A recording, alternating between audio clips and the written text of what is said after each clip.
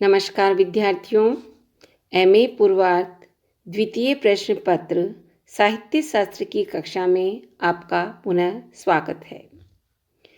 पूर्व में हमने पाश्चात्य काव्य शास्त्र के अंतर्गत अरस्तु के विरेचन सिद्धांत के विषय में थोड़ा जाना था कि विरेचन शब्द कहाँ से आया है।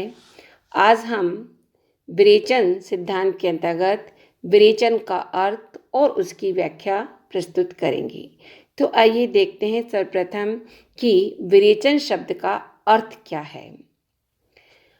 जैसा कि पूर्व में भी मैंने बताया था कि अरस्तु ने यह शब्द जो है वो यूनानी चिकित्सा पद्धति के कैथारसिस से ग्रहण किया है। तो अरस्तु द्वारा जो प्रयुक्त मूल शब्द है वो कैथारसिस है।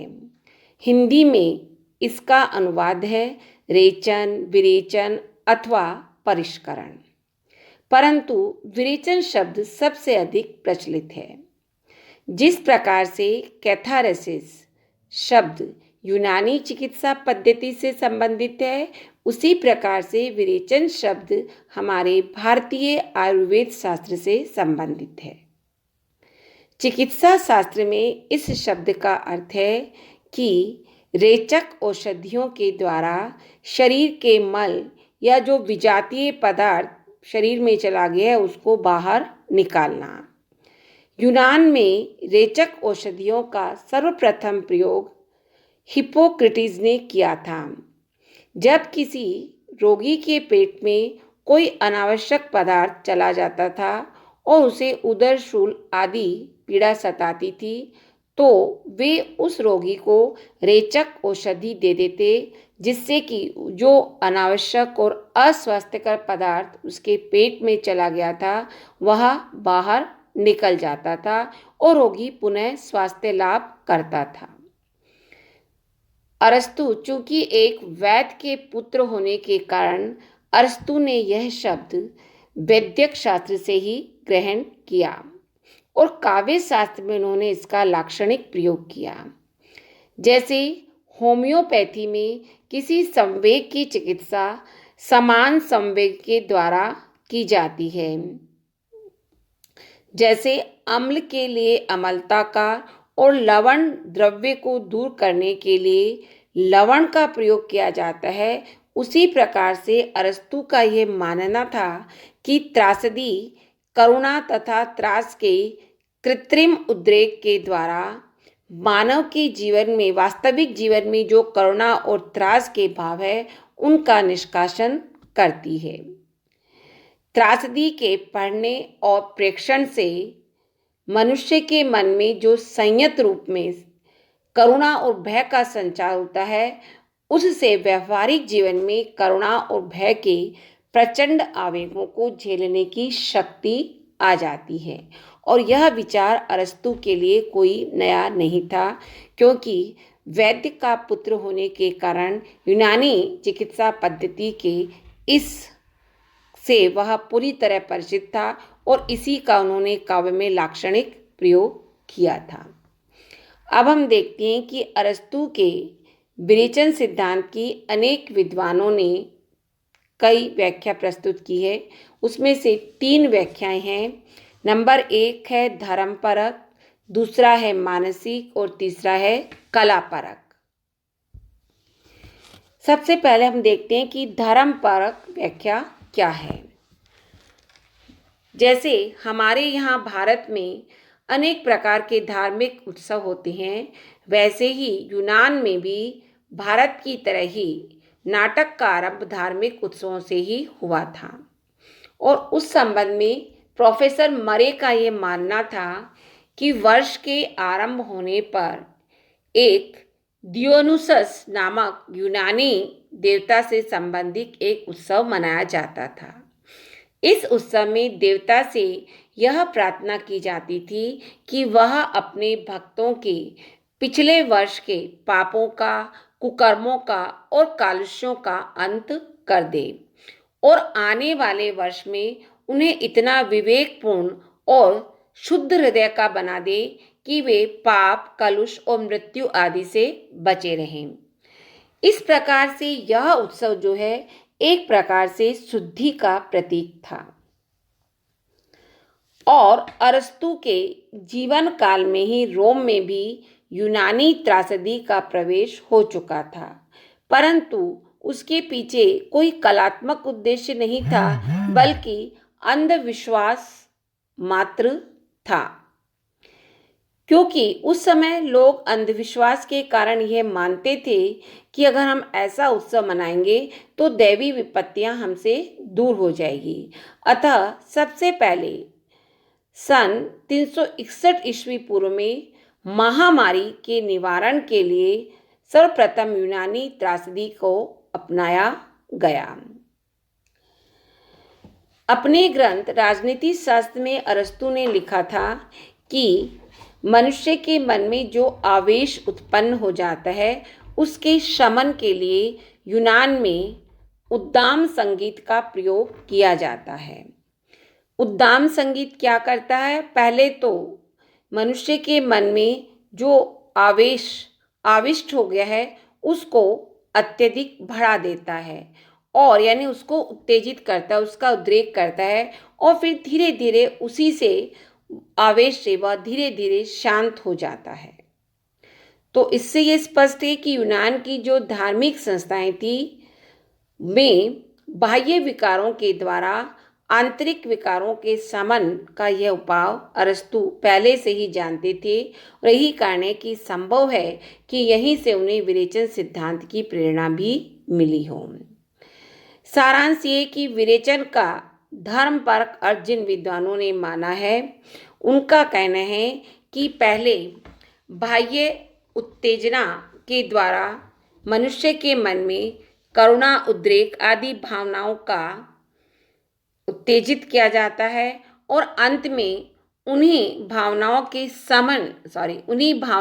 शमन यानी शांति हो जाने के पश्चात मनुष्य के मन को आत्मिक शुद्धि और शांति प्राप्त होती है। 16वीं शताब्दी में भी कुछ इटालियन और जर्मन विद्वानों ने रेचन की प्रक्रिया का विवेचन करते हुए कहा था कि त्रासदी के निरंतर पढ़ने से मनुष्य का मन कठोर हो जाता है और वास्तविक जीवन में करुणा एवं भय से वो उद्वेलित नहीं होते। जैसे उन्होंने उदाहरण दिया कि जो शमशान में रहने वाला व्यक्ति है वह शमशान में रहकर शवों को जलाने का कार्य करता है, ऐसे में वह शवों को देख कर के अधिक विचलित नहीं होता। वैसे ही त्रासदी में भी प्रेक्षक भी दृढ़ और तटस्थ हो जाता है, परंतु देखा जाए तो यह व्याख्या अधिक उचित नहीं जान पड़ती, क्योंकि कोई भी मनुष्य अपने मन को कठोर बनाने के लिए त्रासदी को देखने या नाटक को देखने के लिए नहीं जाता। दूसरे इसका है मानसिक अर्थ यानी मानसिक व्याख्या। विरेचन सिद्धांत की मानसिक व्याख्या एक जर्मन विद्वान बार्नेज ने की है।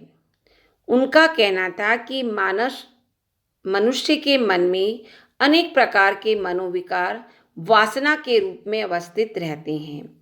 उन्हें दमित करने के बदले यानी उन विकारों का दमन नहीं किया जाना चाहिए, बल्कि उसके बदले में उसे संतुलित रखना चाहिए। और इसमें करुणा और त्रास नामक मनोवेग जो है वो मूलतः दुखद होते हैं। त्रासदी रंगमंच पर ऐसे दृश्य प्रस्तुत करती है कि जिससे ये करुणा और त्रास के मनोवेग जो है वो अतिरंजित रूप में यानी अत्यधिक उत्तेजित होते हैं और ये अतिरंजित रूप में प्रस्तुत किए जाते हैं। ऐसी परिस्थितियां उत्पन्न की जाती है कि मनुष्य के मन में त्रास और करुणा के भाव उत्पन्न हो जाए और वो उत्तेजित हो, परंतु प्रेक्षक जब उन दृश्यों को देखता है या उन परिस्थितियों के बीच में से गुजरता है तो उसके मन में भी त्रास और करुणा के भाव पहले तो बहुत तेजी से उद्वेलित होते हैं यानी बहुत तेजी से उत्तेजित होते हैं और बाद में धीरे धीरे वो उपशमित हो जाते हैं। कारण कि प्रेक्षक त्रासदी को देख करके मानसिक शांति का सुखद अनुभव करता है। यानी त्रासदी को देखने से उसके मन को शांति मिलती है, क्योंकि उसके मन में जो वासना के रूप में स्थित करुणा और भय के भाव थे, उन मनोवेगों का दंश समाप्त हो जाता है। केवल प्रेक्षागृह यानी सिनेमा घरों में ही इन भावों को स्वस्थ अभिव्यक्ति मिल सकती है, क्योंकि हम वहां निडर होकर के इन भावों में विचरण कर सकते हैं और यही भाव में विचरण हमें हमारा खोया हुआ मानसिक संतुलन लौटाता है। और जब हमारा मानसिक संतुलन आ जाता है तो हम पूरी तरह स्वस्थ हो जाते हैं। अतः विरेचन की मानसिक व्याख्या का अर्थ हुआ, क्या अर्थ हुआ विरेचन की मानसिक व्याख्या का, कि मनोविकारों के उत्तेजन, इसमें 3 कार्य होते हैं। पहले मनोविकारों का उत्तेजन, फिर उसके बाद उद्वेग का शमन और फिर उससे उत्पन्न मानसिक शांति आदि इसके अंतर्गत आते हैं। तो इस प्रकार से हम कह सकते हैं कि विरेचन की मानसिक व्याख्या का अर्थ हुआ, नंबर 1 मनोविकारों का उत्तेजन, नंबर 2 उत्तेजन के पश्चात उस उद्वेग का शमन, और नंबर 3 उद्वेग के शमन के पश्चात उससे उत्पन्न मानसिक शांति, जिससे कि हमारे करुणा और त्रास जैसे भावों की जो रुग्णावस्था थी या रुग्णता थी वो दूर हो जाती है। और तीसरा अर्थ है इसका कलापरक अर्थ। आप देखिए, अरस्तू के विरेचन सिद्धांत के कलापरक अर्थ का संकेत हमें गेटे और उस समय के स्वच्छंदतावादी आलोचकों में मिलता है, परंतु उनका सबसे अधिक आग्रह के साथ जो प्रतिपादन किया है उसमें आता है प्रोफेसर बूचर का नाम सर्वप्रथम। बूचर का कहना था कि अरस्तू का विरेचन शब्द केवल मनोविज्ञान अथवा चिकित्सा शास्त्र से ही संबंधित नहीं है, बल्कि यह कला सिद्धांत का भी अभिव्यंजक है। यह विरेचन केवल मनोविज्ञान या चिकित्सा शास्त्र के एक तथ्य विशेष का वाचक न होकर एक कला सिद्धांत का अभिव्यंजक है।